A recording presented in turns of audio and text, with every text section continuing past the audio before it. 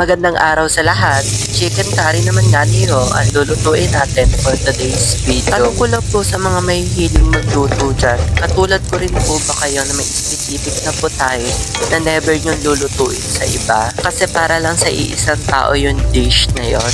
Sa akin kasi is yung bopis talaga. Never ko siyang lulutuin not unless siya yung kakain or isa siya doon sa kakain, no? O di kaya is, pag nag-crave ako sa bopis or pag yung pamilya ko syempre yung nag-request, saka ko lang siya lulutuin. Pero pag sa ibang tao, hindi ko talaga siya gustong lutuin kasi gusto ko sa kanya lang yung dish na yon. Saka gusto ko rin na isa yun sa mga maaalala niya sa akin. At bago nga pala ang lahat, Merry Christmas po sa inyong lahat. Sa mga naging kaibigan ko sa loob ng production, Merry Christmas po sa inyo. Sana pagpasok ng 2025, ganun pa rin tayo at hindi tayo magbabago. At syempre sa pamilya ko sa Marinduque, sa nanay ko, sa tatay ko, sa mga kapatid ko, at sa mga pamangkin ko, sa lola ko, sa mga tito ko at tita ko dyan, at sa mga pinsan ko dyan sa Marinduque.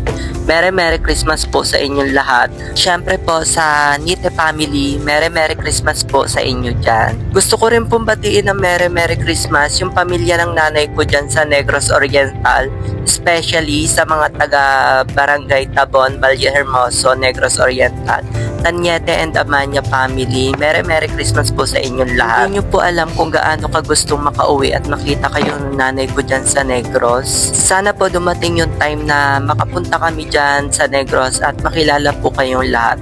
Merry Christmas po sa inyo dyan sa Negros. At syempre sa special person ko, Merry Christmas sa iyo, Pers. Ikaw ang pinaka-highlight ng 2024 ko. Maraming salamat at nakilala kita. Ginawa mong memorable at 2024 ko. At araw-araw kong ipagpapasalamat yun kay God. Kasi syempre, pinakilala ka niya sa akin. Kaya Merry Christmas sa iyo. At sana masaya ka ngayon dyan. Sobrang namimiss na kita. At syempre, gusto ko rin po magpasalamat sa aking 1.1k followers sa aking Facebook page. Thank you po sa inyong pag-follow. At Merry Christmas po sa inyong lahat. Sana hindi kayo magsawang suportahan ng aking Facebook page. Maraming salamat. At para naman dun sa mga hindi pa naka-follow sa aking Facebook page, baka gusto nyo po akong i-follow, ilalagay ko na lang po ng link sa comment section.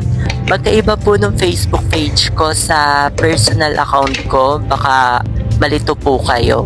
Muli, Merry Christmas po sa inyong lahat and hanggang sa susunod kong mga video.